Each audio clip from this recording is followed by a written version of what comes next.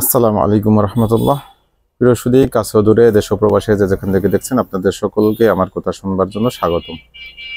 আজকে আমি কথা বলবো মূলত আওয়ামী লীগের ফেসবুক যেই ভেরিফাইড পেজ রয়েছে, সেখানে নিত্য নতুন আমরা বিভিন্ন তথ্য পাচ্ছি। প্রতিনিয়ত তাদের সাফল্য গাথা এবং বাংলাদেশে তাদের পদচারণা, আওয়ামী লীগ কর্মীদের যেই উদ্দীপনামূলক কর্মকাণ্ড, সেগুলো তারা ফলো করে প্রচার করছে। তো বিগত দু একদিন ধরে যেই নিউজটা সবচেয়ে বেশি দেখা যাচ্ছে, সেটা হচ্ছে যে দেওয়ালে দেওয়ালে শেখ হাসিনার লিফলেট বা শেখ হাসিনার পোস্টার, এবং বিভিন্ন জায়গায় ওই দিয়ে তারা লিখতেছে রং দিয়ে যে শেখ হাসিনাতেই আস্থা, বা শেখ হাসিনাকেই চাই বাংলাদেশ, বা আগেই ভালো ছিলাম, বা শেখ হাসিনার বিকল্প নেই। এইরকম নানাবিধ গল্প আমরা সেখানে দেখতে পাই। মূলত এগুলি সবই আওয়ামী লীগের বিশাল এক সফলতা। এই সফলতার গল্পই তারা তাদের ফেসবুক যে ভেরিফাইড পেজ রয়েছে, সেই পেজে তারা নিয়মিত প্রচার করে থাকতেছেন। তো এই বিষয়টি নিয়েই আমি দু একটি কথা বলবো। খুব বেশি সময় নেব না, 4-5 মিনিটেই শেষ করবো। আশা করি সাথেই থাকবেন এবং আপনাদের মূল্যবান মতামত জানাবেন, এবং যতটুকু পারবেন শেয়ার করলে ভিডিওটি অনেক বেশি প্রচার হবে ইনশাআল্লাহ। তো আওয়ামী লীগ মূলত বর্তমান আমাদের জন্য এক পরিচিত নাম। তারা বিগত 16 বছরে কি করেছে এবং কিভাবে তাদের বিদায় হয়েছে, বা তাদের যে নেত্রী বা বিগত ফ্যাসিস্ট প্রধানমন্ত্রী শেখ হাসিনা কিভাবে তিনি পলায়ন করেছেন, সেগুলি আমাদের সকলেরই জানা। কিন্তু তারা কিভাবে ফিরে আসবে বা তারা কি বিহেভটা করবে, বাংলাদেশের ভিতরে তারা কি কর্ম পরিকল্পনা হাতে নেবে, সেগুলি হয়তো আমরা কেউ জানি না। কিছু আইডিয়া করি, কিছু আন্দাজ করি, এবং কিছু তাদের যেই চ্যানেলের মাধ্যমে আমাদের সামনে আসে, সেই তথ্যগুলি আপনাদের সামনে শেয়ার করার চেষ্টা করি। তো সেই তথ্যের ভিত্তিতে একটি তথ্য দেখতেছি যে তারা খুব বেশি প্রাউড ফিল করতেছে। তাদের যে নেতাকর্মীরা রয়েছে, সেই নেতাকর্মীরা বিভিন্ন দেওয়ালে দেওয়ালে তাদের পোস্টারিং করতেছে, এবং এই পোস্টারিং করাটা তাদের বড় একটা সফলতা হিসেবেই মূলত সেখানে তারা ফোকাস করছে। আসলেই কি সফলতা? রাতের আধারে যখন মানুষ ঘুমন্ত, কেউ জানে না, তখন একটু আঁকিবুকি করা, এটাই কি সফলতা? এটাই কি আসলে মানুষের একটা রাজনৈতিক দলের সফলতা? কি বোঝাতে চাচ্ছে তারা? এই বিষয়টাই আমার বোধগম্য নয়। এই প্রশ্নটাই মূলত আপনাদের সামনে আমি রাখার জন্য আজকে আমি এখানে আসলাম, আপনাদের সাথে সরাসরি আসলাম, যাতে আপনাদের থেকেও আমি কিছু তথ্য পেতে পারি। অবশ্যই আপনারা কমেন্টে জানাবেন যে এর ভিতরে কতটুকু সফলতা আছে। যে রাতের আধারে সকল মানুষ ঘুমানো, সেটা ঢাকা হোক, ঢাকার বাইরে হোক, তো মানুষ যখন ঘুমন্ত, তখন কিছু কর্মীরা চোরের মতো হয়তো চোখ বেঁধে বা মাস্ক পরে প্রিপারেশন নিয়ে আসে। কেউ ভিডিও করে পিছন থেকে, কেউ ছবি তোলে, আর কেউ আঁকিবুকি করে যে শেখ হাসিনাতেই আস্থা, বা আমরা শেখ হাসিনাকেই চাই, বা শেখ হাসিনার জন্য পুরো বাংলাদেশ অপেক্ষমান, এই জাতীয় বিভিন্ন লেখনী এবং পোস্টারিং। এবং তারা নিজেরাই ছোটখাটো কিছু ছবি তোলে বা ভিডিও করে, সেগুলি আবার তাদের যে ফেসবুক পেজ রয়েছে সেখানে তারা পাঠিয়ে দেয়, এবং সেই ফেসবুক পেজে সেই থ্রোতেই আমরা মোটামুটি এই নিউজগুলি জানতে পারি। তো একটি রাজনৈতিক দলের সফলতা মূলত কোথায়? কারণ একটি রাজনৈতিক দল যখন তারা জনগণকে সামনে নিয়ে, জনগণের মাধ্যমে জনগণের কথা সকলের সামনে তুলে ধরবে, সেটাই হচ্ছে রাজনৈতিক সফলতা। এবং তার চূড়ান্ত সফলতা হচ্ছে তাদের ক্ষমতার আধিষ্ঠিত হওয়া।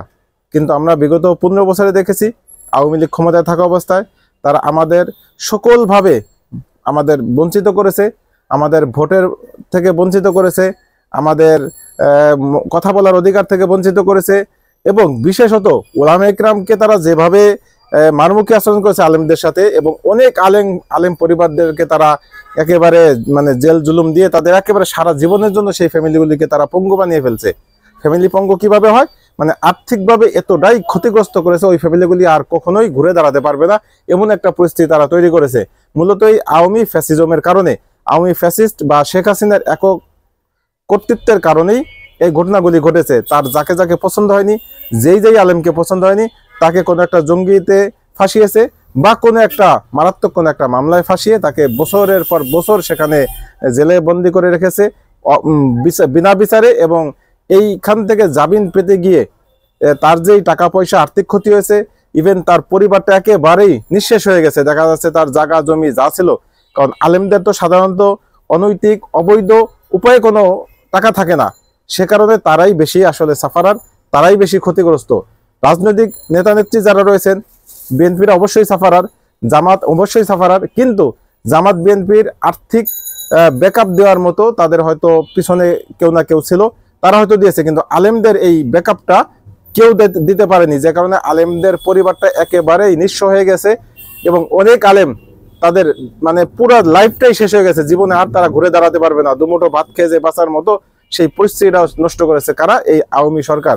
সেই ফ্যাসিস্ট যখন 16 বছর পরে পলায়ন করে বাংলাদেশ থেকে বিতাড়িত হয়, চোরের মতো পাশের দেশে চলে যায়, তখন তাদের কিছু পাঁচাটা কিছু লেসপেন্সার রয়েছে বাংলাদেশে, যারা রাতে অন্ধকারে মুখে মাস্ক পরে বা মুখে পট্টি বেঁধে, কালো পট্টি বেঁধে তারপরে তারা রাস্তায় নেমে রাস্তায় গিয়ে কিছু স্প্রে মেশিন নিয়ে যায়, সেখান দিয়ে কিছু লেখালেখি করে এবং কিছু পোস্টারিং তারা পোস্টার লাগায়। তো এটা আসলে কোনো রাজনৈতিক কর্মকাণ্ড না। ইভেন আমরা আরো কিছু তথ্য তাদের পেয়েছি যে তারা আগামীকাল ফেব্রুয়ারি 1 তারিখ থেকে তাদের কর্মসূচি রয়েছে। প্রাথমিক পর্যায়ে তারা লিফলেট বিতরণ করবে, গণসংযোগ করবে, এরপরে পরবর্তী ধাপে গিয়ে তারা মিছিলের মতো বা বিক্ষোভের মতো কর্মসূচি নিবে, সর্বশেষ এরপরে গিয়ে তারা অবরোধ এবং সর্বশেষ তারা হরতালের মতো কর্মসূচি হাতে নিয়েছে। তো এই ধ্বংসাত্মক কর্মসূচি তারা কিভাবে বাস্তবায়ন করে সেগুলো আমাদের দেখার বিষয়। যেহেতু তারা এখনো রাজনৈতিক দল হিসেবে তাদের রাজনীতি করার আইনগত হয়তো সুযোগ রয়েছে, কিন্তু বস্তুত তারা অনেকের দৃষ্টিতে আমার মতো অনেকেই আছে যাদের দৃষ্টিতে তারা এখন আর শুধুমাত্র রাজনৈতিক দল নয়, বরং তারা একটা সন্ত্রাসী সংগঠন। কারণ তারা যেইভাবে মানুষকে হত্যা করেছে, যেইভাবে বাকস্বাধীনতাকে হত্যা করেছে, যেইভাবে তিনটে টার্মে ভোট ডাকাতি করেছে, বিনা ভোটে নির্বাচনের ব্যবস্থা করেছে, এত অপকর্মের পরে কোনো একটা দল সেটাকে আর রাজনৈতিক দল হিসেবে বলার কোনো সুযোগ থাকে না। সেই দৃষ্টিকোণ থেকে আমি বলবো অন্তত তারা আপাত দৃষ্টিতে রাজনৈতিক কোনো সংগঠন নয়। হয়তোবা সরকার বিভিন্ন কারণে তাদেরকে নিষেধ করতে পারেনি, হয়তো বিএনপির একটা চাপের কারণে হোক বা অন্যান্য অনেক বিধিনিষেধের কারণেই হোক তাদেরকে এখনো নিষেধ করতে পারেনি বা নিষেধাজ্ঞা দিতে পারেনি। কিন্তু আমার এটা বিশ্বাস যে আন্তর্জাতিক ট্রাইব্যুনালে যখন তাদের বিচার কার্য শেষ হবে, সেখান থেকে অবশ্যই কোনো একটা দিক নির্দেশনা আসবে। হয়তো দলীয়ভাবে আওয়ামী লীগ নিষিদ্ধের আইন যেহেতু রাখা হয়নি, হয়তো দলীয়ভাবে আওয়ামী লীগ নিষিদ্ধ হবে না, কিন্তু যে কোনো একটি বিষয় সেখানে রাখা হবে যে অন্তত যারা এই শাস্তি প্রাপ্ত হয়েছে তারা কোনোভাবেই এই রাজনৈতিক দলের নেতৃত্বে আসতে পারবে না, বা এই বেশ কিছু বিধিনিষেধ সেখানে থাকতে পারে। সেই বিষয়গুলি আমরা যখন হবে তখনই আলোচনা করব। তো আজকের আমার মূল বিষয়বস্তু ছিল এটাই যে রাজনৈতিক আসলে কর্মকাণ্ড কি হওয়া উচিত। আমরা কি শুধুমাত্র পোস্টারিং এবং শুধুমাত্র একটু লেখা, দেওয়ালে লেখা, এটাই কি আমাদের সফলতা বা এটাই একটা রাজনৈতিক দলের সফলতা? এবং এটা নিয়েই কি আওয়ামী লীগ খুব বেশি প্রাউডফুল করতেছে? এবং আওয়ামী লীগ এটাও বাস্তবতা, আওয়ামী লীগ যেই ধরনের অপকর্ম করে গেছে, বিশেষত শেখ হাসিনা এবং তার আশেপাশে যারা ছিল, তারা এমন কিছু কাজ করে গেছে যার পরে এই মুহূর্তে অন্তত বাংলাদেশে রাজনৈতিকভাবে তাদের ঘুরে দাঁড়ানোর কোনো সম্ভাবনা আমি অন্তত দেখছি না।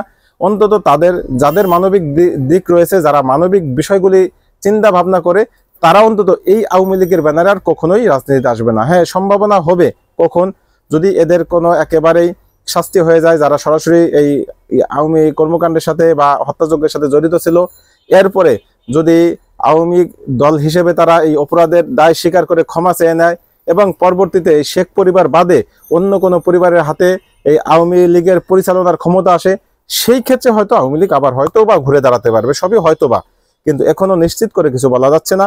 যেহেতু আওয়ামী লীগের অনেক কর্মী সমর্থক রয়েছে বাংলাদেশে, এটা তো অনস্বীকার্য যে কারো কর্মী অন্য দলে সাধারণত যায় না। দু একজন যারা যায় তারা মূলত সুবিধাভোগী, এবং তারাও যে যায় সেখানে যাওয়ার পরে আমরা দেখতেছি বিএনপিতে যারাই গেছে তারা সেখানে মিটিং এর আগে বা পরে তারা জয় বাংলা বলেই স্লোগান দিচ্ছে। আসলে ওটা তাদের প্রথিত বা অন্তরে গেঁথে যাওয়া একটা বিষয়। এজন্য কোন একটা দল থেকে অন্য দলে সাধারণত মানুষ যায় না শুধুমাত্র সুবিধাভোগী ছাড়া। অতএব আওয়ামী লীগের যারা ছিল, আছে, থাকবে, এটা আমরা বিশ্বাস করি থাকবে, কিন্তু তারা রাজনীতিতে ফিরবে কিনা বা আদৌ তারা ক্ষমতা দর্পে যেভাবে আগে দাপটের সাথে রাজনীতিতে আসতে পারতো সেভাবে তারা আদৌ আসতে পারবে কিনা সেটা আমাদের দেখার বিষয়। অপেক্ষায় থাকলাম। ভালো থাকবেন। আল্লাহ হাফেজ। আসসালামু আলাইকুম ওয়া রাহমাতুল্লাহি ওয়া বারাকাতুহু।